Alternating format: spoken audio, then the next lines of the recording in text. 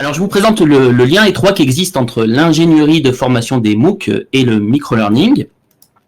Alors, vous vous demandez certainement pourquoi j'ai mis un flacon avec des capsules à l'intérieur. Alors, pour vous expliquer cela, je vous propose une petite analogie entre le monde de la santé et le monde de l'éducation. Alors, dans les deux cas, que ce soit dans la santé ou dans l'éducation, on est sur des dispositifs qui sont dits industrialisés et standardisés. Le médicament est un produit industrialisé et standardisé. Et dans l'enseignement à distance, eh bien, on trouve aussi, notamment dans le cadre du MOOC, un produit qui est industrialisé et standardisé. Alors, industrialisé au sens d'idéologisation, au sens de technologisation et au sens de rationalisation. Alors, que ce soit le médicament ou que ce soit donc un MOOC, eh bien, la volonté est de former et de soigner un maximum de personnes. Alors, il n'y a pas que ça, il n'y a pas que ce type de dispositif industrialisé dans la santé et dans la formation. On a aussi, bien évidemment, des interventions humaines. Alors, quand on parle de médicaments, on parle d'interventions non médicamenteuses. Ce sont des soignants, ça peut être par exemple des chirurgiens, des dentistes, etc. Et d'un autre côté, pour le monde de l'éducation, on aura des enseignants et des formateurs. Alors, quand on associe médicaments et interventions non médicamenteuses, on parlera de traitement multidisciplinaire. Et quand on associe l'enseignement à distance et des enseignants, on parlera plutôt d'hybridation, comme on l'a vu tout à l'heure dans la présentation de Jacques Bézial. Alors nous, on va se concentrer précisément sur ce dispositif de formation à distance et précisément sur le MOOC. Alors pour rappel, un MOOC, c'est quelque chose qui est massif. C'est quelque chose qui s'adresse à beaucoup de monde, à tout le monde, dans sa diversité, et c'est gratuit. Ça se passe sur Internet, et on a donc des enseignants qui vont s'occuper de la médiatisation et de la médiation des différents cours avec plus ou moins une équipe. Alors, 3 types de MOOC, assez vite. On parlera de MOOC, de XMOOC pour un modèle transmissif. En général, on dit que c'est un modèle top-down, c'est-à-dire c'est l'enseignant qui délivre son cours à des enseignants qui peuvent être plus ou moins passifs. Et on a des modèles connectivistes où c'est plutôt un modèle bottom-up, c'est-à-dire que c'est plutôt l'apprenant qui va créer le savoir en utilisant des dispositifs technologiques qui sont mis en réseau. Évidemment, on peut maintenant, c'est ce qui est quand même assez fréquent, retrouver les deux, un mélange de C et de XMOOC. Alors, massif et gratuit, eh bien, ça nous fait penser aux médicaments. Le médicament, il ne faut pas oublier que c'est quelque chose qui est remboursé. Le MOOC, c'est gratuit, c'est fourni par les universités et les grandes écoles françaises. Quand un médecin vous délivre un médicament, eh bien, il va faire un examen clinique. Nous, dans un MOOC, eh bien, qu'est-ce qu'on va avoir? On va avoir une évaluation diagnostique. Dans les deux cas, on va identifier des besoins. Et le médecin va définir ce qu'on appelle un plan de traitement et une posologie. Alors dans le MOOC, on est sur quelque chose qui est assez proche, ça va s'appeler plutôt scénarisation, mais on est vraiment sur une posologie, ce qui rejoint la notion de capsule, vous l'avez bien compris.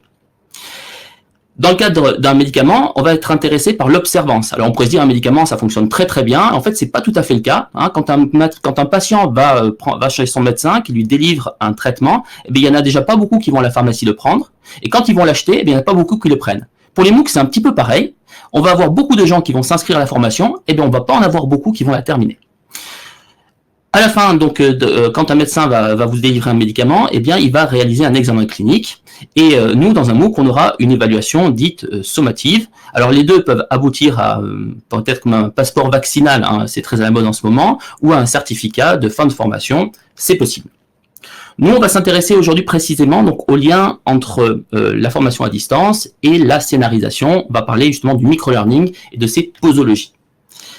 Alors, quand on parle de granules, on va parler d'unité d'apprentissage. Alors, dans la littérature, il y a plein de noms différents. Il va y avoir, on va trouver le nom par exemple de capsule, mais aussi de granules, de podcast. On verra aussi tout à l'heure de haut long, de micro-contenu, voire même de nuggets. Alors le nugget, c'est assez sympa comme idée, puisque le nugget, c'est quelque chose qui est facilement assimilable, et le nugget, ça représente la pépite d'or, c'est-à-dire quelque chose qui est à forte valeur ajoutée. Donc un micro-learning optimisé, c'est ce qu'on appelle du nuggets learning. Dans le microlearning, alors il faut savoir que le microlearning, c'est un concept qui n'est pas encore tout à fait stabilisé, d'où l'intérêt de faire une thèse sur le sujet. Mon en détermine 4 caractéristiques, on verra qu'il y en a quelques-unes d'autres.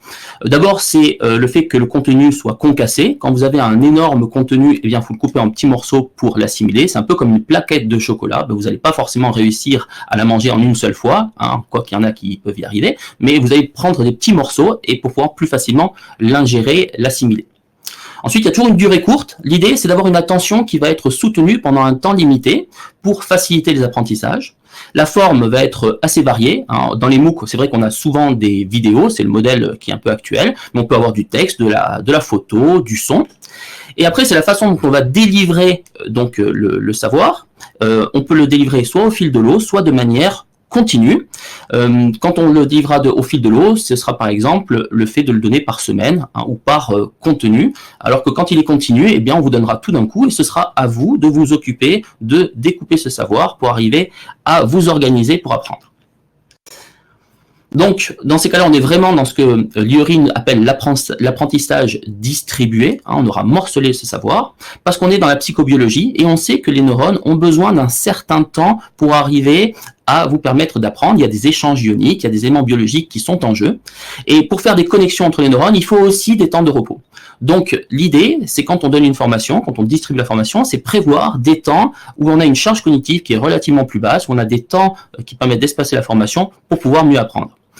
Et ça nous permet de définir des étapes. Alors, soit ce seront des étapes de même niveau, là on va coller à la taxonomie de Bloom, soit on aura des étapes de même niveau, soit on peut essayer d'aller chercher peut-être des étapes qui vont être un peu plus complexes pour aller vers des niveaux peut-être de synthèse ou d'analyse complexes. Donc, ce qui est intéressant dans le microlearning, c'est d'essayer d'avoir une unité d'apprentissage qui va être autonome. C'est-à-dire, vous avez une petite formation, vous avez une capsule, eh bien, ça vous suffit pour apprendre quelque chose, vous en retirez quelque chose. Et ce qui va être encore plus intéressant, c'est de mettre en lien ces capsules les unes avec les autres, d'où, vous voyez, je me suis amusé avec le logo microlearning, en le mettant sous forme de Lego. Eh bien, si vous construisez une pyramide en réfléchissant sur les liens, ça va donner quelque chose qui va être sympathique à voir, mais ça peut aussi, si on ne réfléchit pas sur les liens, eh bien, donner quelque chose qui ne sera pas forcément très adéquat avec une formation qui sera très efficace. Donc certains parlent comme modèle d'holarchie, de holon, en se servant donc des théories de Kessler. Le holon, c'est une unité autonome, et quand on hiérarchise eh bien, ces holons les uns avec les autres, eh bien, ça donne un ensemble qui est plus important, plus cohérent, avec, on dit toujours que le tout est plus important que la somme des parties, si on reprend un peu les théories de la Gestalt. D'autres auteurs parlent de micro-content, aussi on est sur un contenu qui va être autonome. Eh bien, quand on va additionner ce micro-content et quand on va mettre en lien les formations les unes avec les autres, on aura un macro-contenu qui nous permettra aussi d'apprendre. Donc, je vous propose de réfléchir à la fois sur une scénarisation qui va être en lien avec la capsule en elle-même, mais aussi avec la façon dont on va associer ces capsules les unes avec les autres. Alors, finalement, une capsule, eh bien, c'est un peu comme un médicament, il y a un principe actif. Qu'est-ce qu'on peut y mettre dedans? Eh bien, on peut y mettre un petit peu ce qu'on veut. Le microlearning, c'est très transversal. On peut y mettre du behaviorisme, du cognitivisme, du socioconstructivisme et même du connectivisme, selon les théories de Siemens. L'idée, c'est de toujours avoir un engagement qui va être court. Et on aura ces possibilités d'approche qui vont être soit top-down, le behaviorisme, ça pourrait être très top-down, ou on pourra avoir utiliser les théories de l'enseignement-apprentissage plutôt de manière connectiviste, avec plutôt une approche bottom-up. Alors, dans un MOOC, qu'est-ce qu'on va avoir? Par exemple, on aura donc des unités d'apprentissage. Classiquement, j'ai fait exprès de ne pas mettre la vidéo en premier, mais on pourrait avoir du son, des podcasts, on peut avoir des images, du texte, on peut avoir des vidéos. Mais on n'a pas que ça. On peut aussi avoir des serious games, des forums. On peut même avoir des évaluations par les pairs. L'idée, c'est que les apprenants aussi réfléchissent et créent du contenu. Et évidemment, il faut considérer aussi comme capsule l'évaluation, qu'elle soit formative ou sommative, parce qu'elle peut, en faisant un retour sur ses apprentissages, être métacognitive et participer évidemment à l'apprentissage. Il ne faut pas oublier aussi que quand on est sur un dispositif de formation, eh bien, il y a aussi toutes les petites parties qui nous permettent de naviguer. On est vraiment dans un processus d'instrumentation qui permet donc de naviguer dans le dispositif. Donc, il faut intégrer, quand on conçoit un dispositif de formation, tous ces how-to, j'ai appelé ça comme ça, c'est-à-dire qu'est-ce qui nous permet de nous diriger à l'intérieur du dispositif et de nous en servir. Et après, il faut aussi prévoir comme capsule eh bien, les temps qui vont permettre de diminuer la charge cognitive. On a un emprunt mnésique, on va diminuer la charge cognitive pour arriver à faciliter finalement l'apprentissage sur les choses qui nous paraissent vraiment en tant qu'enseignant ou ingénieur pédagogique vraiment importantes. Alors, si on simplifiait au maximum une scénarisation d'un MOOC, ce qui serait, je pense, assez intéressant à évaluer, ce serait une scénarisation avec une capsule, un temps de repos, une capsule, un temps de repos, une capsule, un temps de repos. Donc, qu'est-ce que ça nous donne dans un MOOC si on scénarisait ça de manière graphique? Eh bien, on aurait, par exemple, au fil de l'eau, plusieurs semaines de formation, on pourrait avoir du contenu, et on pourrait avoir un certain nombre d'activités qui passeraient de l'une à l'autre, avec quelque chose qui peut être extrêmement complexe, et qui, on peut le voir là, n'est pas forcément extrêmement optimisé. Vous voyez, on n'a pas forcément prévu les bons temps de repos après les différentes capsules. Donc ça, justement, c'est ça qui m'amène donc à ma problématique, à ma question de recherche. Je me suis posé la question si une ingénierie pédagogique spécifique au concept de microlearning permettrait d'améliorer certains indicateurs de performance, comme l'engagement, par exemple, ou pourrait diminuer l'attrition au niveau des MOOC. Et je propose, moi, de me concentrer dans la thèse sur la scénarisation, à la fois des capsules entre elles, mais aussi à la scénarisation dans la capsule.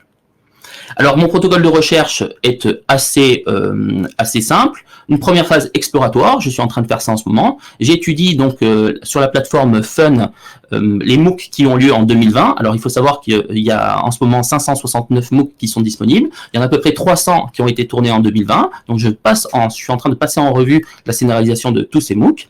Et ensuite, je vais m'entretenir avec des ingénieurs pédagogiques qui auront fait des designs un petit peu spécifiques ou justement un petit peu courants pour essayer de comprendre leur choix pragmatiques qui leur ont permis de définir cette ingénierie pédagogique.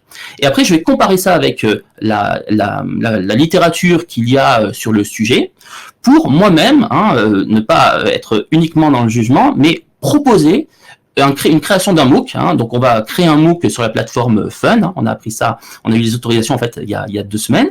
On va créer un MOOC où on va mettre de façon expérimentale en jeu une ingénierie qu'on va essayer d'être le plus efficace possible pour essayer de cibler certains indicateurs précis. Et après, évidemment, on va l'évaluer, notamment sur le produit, processus, la perception. Pour ceux qui ont fait le MOOC de nos collègues de l'Université de Mons, eh bien, on va essayer de voir quels sont les aspects qui auront été les plus positifs ou les plus négatifs. Voilà la bibliographie que j'ai utilisée pour réaliser cette présentation. Et je vous remercie pour votre écoute.